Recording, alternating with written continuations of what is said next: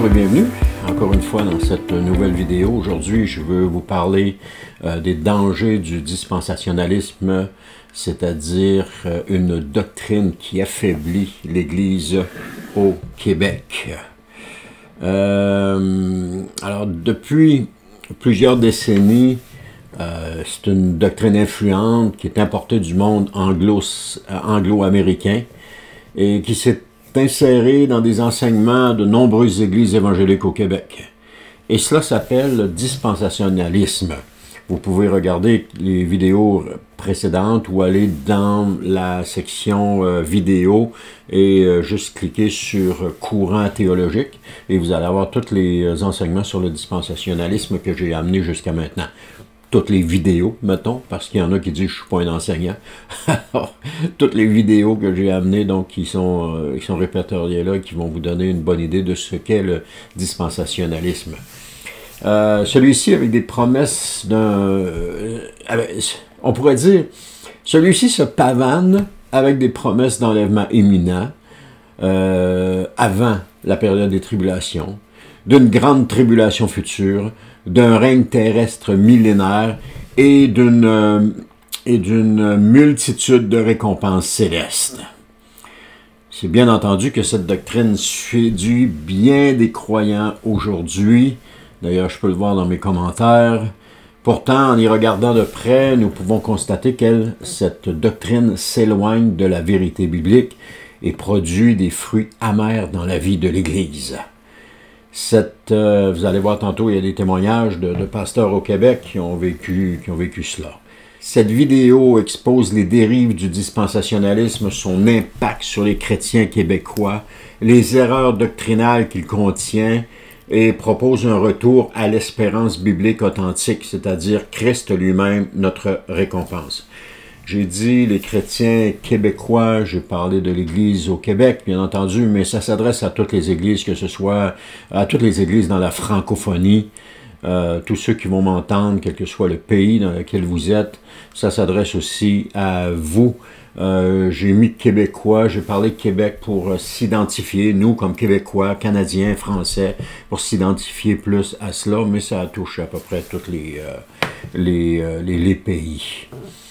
Donc, la première chose qu'on va voir, c'est le mot « récompense ». Et ce mot « récompense » est toujours au singulier dans le Nouveau Testament. D'ailleurs, le dispensationalisme utilise le concept des récompenses, au pluriel, de façon, disons-le, erronée. Le mot grec « mistos », qui est souvent traduit par « récompense », apparaît, bien entendu, de nombreuses fois dans le Nouveau Testament. Et comme j'ai dit, il est toujours au singulier. Par exemple, dans Matthieu 5,12, ça nous dit « Une magnifique récompense vous attend dans les cieux ». Alors ici, on a une magnifique récompense au singulier. On a aussi Luc 6,35. « Votre récompense sera grande ». Encore une fois, récompense est au singulier, votre récompense sera grande. Il y a aussi Colossiens 3,24, vous recevrez du Seigneur comme récompense l'héritage qu'il réserve au peuple de Dieu. Bien entendu, le mot récompense ici est encore au singulier. 2 Jean 8 nous dit que vous receviez une pleine récompense. Récompense est encore au singulier. Et le dernier, Apocalypse 22,12, qui nous dit « Oui, dit Jésus, je viens bientôt, j'apporte avec moi mes récompenses. » Oh, il est au pluriel, celui-là. « Pour rendre à chacun selon ses actes. » C'est le texte grec c'est « O mistos mou ». Alors, une chose qu'il faut mentionner ici, c'est que les passages de la Bible que j'utilise, c'est la Bible du Sommeur, c'est ce que je me sers quotidiennement. Et le passage ici de la Bible du Sommeur met le mot « récompense » au pluriel dans Apocalypse 22,12. Or, dans le texte grec, il est clair que le mot est au singulier. Il s'agit donc ici d'une mauvaise traduction de la part des traducteurs de la Bible du Sommeur. Jésus ne vient pas avec ses récompenses, il vient avec sa récompense pour chacun de nous. Alors cette précision ici, elle est quand même théologiquement importante. La Bible ne parle pas de récompense au pluriel, multiple, comme s'il s'agissait d'une distribution de médailles, mais d'une seule récompense, celle-ci étant la vie éternelle en Christ. C'est cette espérance que le croyant doit s'attendre de recevoir et non pas de multiples récompenses comme des médailles reçues pour des exploits accomplis. Le deuxième point que je vais voir avec vous, c'est que le tribunal de Christ n'est pas une cérémonie de trophée, mais un moment de vérification de la fidélité. Le tribunal de Christ est mentionné en 2 Corinthiens 5,10 qui nous dit « Chacun recevra ce qui lui revient selon les actes, bons ou mauvais, qu'il aura accomplis par son corps. » Donc on a ici ce que nous allons, chacun recevra ce qui lui revient selon les actes qu'ils auront accomplis. Donc on est au tribunal de Christ. Donc ce qui lui revient, c'est la vie éternelle ou c'est pas la vie éternelle. Hein. Et Romains 14, 10 à 12, chacun de nous rendra compte à Dieu pour lui-même. Ce jugement du tribunal de Christ n'est pas une scène où les chrétiens reçoivent des rangs ou des honneurs, mais un moment de vérification spirituelle, c'est-à-dire ce que chacun aura bâti. Ça nous dit ça dans 1 Corinthiens 3, 13 à 15. Ce que chacun aura bâti sera mis à l'épreuve. On se souvient, le chaume, le bois, la paille, et tout ça, ça brûle. Certes, les gens vont avoir la vie éternelle, mais comme de justesse. Ceux qui auront persévéré recevront la même promesse, viens partager la joie de ton maître. Alors, ce que le dispensationalisme enseigne et pourquoi c'est problématique. Le dispensationalisme enseigne que les croyants seront enlevés avant la tribulation, qu'ils passeront 7 ans au ciel pendant que la terre subira la colère de Dieu. Et j'ai encore des images de quelqu'un sur une vidéo qui disait « Ah oui, regardez, là, c'est sûr que c'est ça, c'est sûr que c'est ça. » Il parlait des 24 vieillards et puis l'autre qui sont avec au ciel, puis il disait « Ah, c'est sûr que c'est l'Église, c'est sûr que c'est l'Église. » Mais il n'y avait aucun appui biblique pour soutenir ce qu'il disait. Alors, il nous dit, le dispensationalisme nous dit qu'ils passeront, en parlant de l'Église enlevée, 7 ans au ciel pendant que la terre subira la colère de Dieu. Et pendant ce temps, ils recevront des récompenses multiples au tribunal de Christ, couronne, poste de règne, etc., etc., etc. Cependant, cette vision n'est absolument pas soutenue par aucun texte clair du Nouveau Testament. De plus, elle s'appuie sur une mauvaise lecture de Daniel 9, 27 et contredit les paroles de Jésus qui dit « Je les ressusciterai au dernier jour ». Donc, c'est dans Jean 6, les versets 39 jusqu'à 54, ça apparaît 5 fois, je pense, comme de quoi Jésus ressuscite au dernier jour. Donc, en réalité, la Bible enseigne une résurrection unique, une seule venue de Christ, un jugement pour tous, et une seule récompense qui est la vie éternelle avec le Seigneur. C'est tout le contraire de ce que le dispensationalisme enseigne. Comme je vous ai dit, ce n'est pas biblique. Le quatrième point, des conséquences néfastes au Québec, des témoignages et des constats. Je veux juste vous présenter quelques témoignages de pasteurs ayant constaté dans leur ministère respectif les conséquences néfastes de l'enseignement du dispensationalisme dans leur Église aujourd'hui. On a pasteur Rémi Boisclair de l'Église Vie Nouvelle dans les Laurentides, c'est au nord de Montréal. Il dit « L'idée d'un enlèvement imminent a parfois donné à nos jeunes chrétiens le message implicite « Pourquoi m'engager si je pars bientôt? » Pasteur Sophie Tremblay, l'Église Espoir Vivant à Montréal, nous dit « Dans nos formations de leaders, j'entends trop souvent « Quelle couronne veux-tu recevoir? » Cela produit une compétition malsaine au lieu de produire des serviteurs. On voit que le dispensationalisme est néfaste pour l'Église avec les pensées qu'il avance. On a le pasteur Daniel Fortin de l'Église La Grâce de Sherbrooke qui dit « Depuis que nous avons abandonné le discours sur l'enlèvement imminent, j'ai constaté une transformation. Nos membres s'investissent davantage dans les ministères concrets. Avant, beaucoup disaient « Pourquoi servir si l'enlèvement arrive bientôt ?» Aujourd'hui, ils vivent leur foi comme une mission ici et maintenant. Et le pasteur Luc Tremblay de l'Église Lumière à Québec dit « L'enseignement sur les récompenses multiples créait un stress spirituel. Ai-je accumulé suffisamment? Cela conduisait à une foi basée sur la performance. Après un réajustement biblique, j'ai vu un retour à la simplicité de l'Évangile. Christ est notre récompense, disait-il. » Vous voyez, les conséquences néfastes au Québec, on les voit ici du dispensationalisme, c'est-à-dire que si l'Église revient, je n'ai pas besoin de m'investir, l'Église revient, si Christ revient, je n'ai pas besoin de m'investir, etc. C'est néfaste sur la foi chrétienne. Et ce qui est aberrant dans tout cela, c'est que les gens ne se rendent pas compte, les croyants ne se rendent pas compte de cela. Ils ne voient pas ça. Ils ont accepté cela comme étant la vérité biblique, alors que ce n'en est pas une. Ils sont omnibulés, séduits par cette idéologie qui est présentée, mais qui en réalité n'est pas biblique du tout. Et souvent, on me donne comme commentaire, oui, puis après, ça fait quoi? Ton salut n'est pas en jeu. Ah, ton salut n'est pas en jeu. C'est sûr que ça ne dérange pas au niveau du salut. Mais si on accepte ça, un faux enseignement ici, on va en accepter un autre là-bas, on va en accepter un autre, on va en accepter un autre. Et à juste titre, quand je regarde les commentaires qui sont placés sur mes vidéos, je dois vous dire une chose, c'est que souvent c'est du gros n'importe quoi. Il y a des croyances qui sont aberrantes.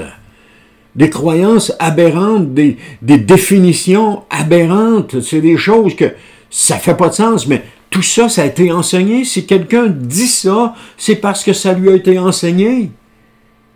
Ou c'est comme ça qu'il l'a compris, mais s'il l'a compris de même, c'est parce que ça a été mal enseigné. Et tout cela, il y en a. Plus j'avance, plus je vois des incohérences flagrantes. Je me dis, ça se peut pas. Ces gens-là ne lisent pas leur Bible. Ces gens-là ne lisent pas leur Bible. C'est affreux. Mais, continuons. Ce que dit vraiment la Bible sur la récompense. Dans Romains chapitre 6, verset 23, ça nous dit « Le don de la grâce que Dieu accorde, c'est la vie éternelle dans l'union avec Christ notre Seigneur. » Donc, on voit ici que la récompense, encore une fois, on l'a vu tantôt, mais on le revoit encore, c'est important, c'est la vie éternelle. C'est d'autres passages qu'on n'a pas vus tantôt. C'est la vie éternelle. 1 Jean, chapitre 2, verset 25, nous dit « Voici la promesse qu'il vous a faite. » Et c'est quoi la promesse? La vie éternelle. Jean confirme ici que la promesse, c'est la vie éternelle. La promesse de récompense, c'est la vie éternelle. Et Apocalypse 2.10 nous dit « Sois fidèle jusqu'à la mort, et je te donnerai la vie pour couronne. » Recevez-le aujourd'hui. À vous qui luttez, vous qui luttez dans votre foi pour garder la foi pour Christ, recevez-le. Sois fidèle jusqu'à la mort, et je te donnerai la couronne pour vie. Alors, toutes ces expressions parlent d'une seule et même réalité, qui est celle de vivre éternellement avec le Christ glorifié. Maintenant, je veux vous lancer un appel à revenir à l'Évangile biblique, à la base même de l'Évangile, à la source de l'Évangile. L'espérance du croyant n'est pas de fuir la période des tribulations. Ça n'a jamais été ça dans la parole de Dieu. Ça n'a jamais, jamais, jamais été ça. Pourquoi c'est cela tout d'un coup? C'est des inventions humaines. On prend des passages, on les sort de leur contexte, on leur fait dire une chose qu'ils ne disent pas, alors que tout le contexte ne parle absolument pas de cela. Faites votre recherche, essayez, vérifiez-le par vous-même. Tout ce qu'on vous a dit, testez-le dans la parole de Dieu et vous allez vous apercevoir. La seule question que vous pouvez vous poser, c'est est-ce que le contexte parle de cela? Et vous allez faire le saut. Avec le dispensationalisme, c'est aberrant. Mais avec toutes les autres fausses doctrines qui circulent, C'est aussi la même chose, c'est le modus operandi des fausses doctrines. C'est Jésus qui va dire, mais plutôt de persévérer jusqu'à la fin, dans Matthieu 24, 13. Ou encore de vivre fidèlement ici-bas, dans Hébreux 12, 14. Ou encore d'attendre le retour glorieux de Christ, dans Tite 2, 13. Il n'y a pas deux retours de Jésus, il y en a seulement un. Il est au dernier jour. Ce n'est pas une doctrine fabriquée par des hommes, mais une révélation claire de la parole de Dieu. La seule récompense que nous devons rechercher, c'est Christ lui-même. Dans Genèse 15, 1, c'est Dieu qui disait à Abraham, « Moi, je suis ton bouclier et ta très grande récompense. » Que Christ soit notre bouclier, notre très grande récompense à nous aussi. Parce que les promesses qui ont été faites à Abraham sont aussi pour nous. Nous qui sommes le peuple de Dieu. Bien-aimés, le Seigneur nous appelle aujourd'hui à déposer nos conceptions humaines ou encore nos schémas théologiques importés pour revenir à la vérité pure de l'Évangile. L'espérance du croyant n'est pas un plan de fuite, mais une marche de fidélité au travers la persécution, au travers les difficultés, mais toujours de garder la foi en Jésus, sachant qu'un jour, il va venir nous prendre avec lui. Et si je dois mourir, je vais mourir dans l'espérance qu'un jour Christ va revenir, qu'il va me ressusciter et m'amener avec lui dans le ciel. C'est ça l'espérance du croyant, de vivre la vie éternelle avec Jésus, pas de s'enfuir lorsque ça commence à chauffer. Parce que Dieu a toujours fait la promesse de nous protéger, de nous garder. Il dit, je te garderai, il dit ça à l'église, à une des 7 églises. Il dit, je te garderai, je pense à Philadelphie, je te garderai à l'heure de l'épreuve qui va survenir. Sur quoi? Sur le monde entier. On parle de la grande tribulation, là. Donc les chrétiens sont là. C'est pas une collection de récompenses qu'on va recevoir, mais une communion profonde avec celui qui nous a aimés jusqu'à la croix. Chrétiens du Québec, réveillons-nous. Ne laissons pas une doctrine fabriquée obscurcir la beauté de notre appel.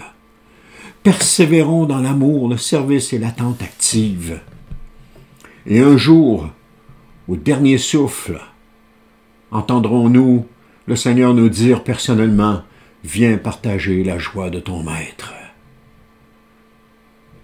Frères et sœurs, notre récompense, c'est lui, notre Sauveur bien-aimé.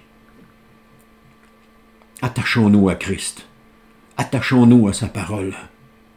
Prenons le temps d'étudier sa parole, de rechercher ce qu'il dit réellement. Parce que les temps à venir vont être difficiles pour l'Église.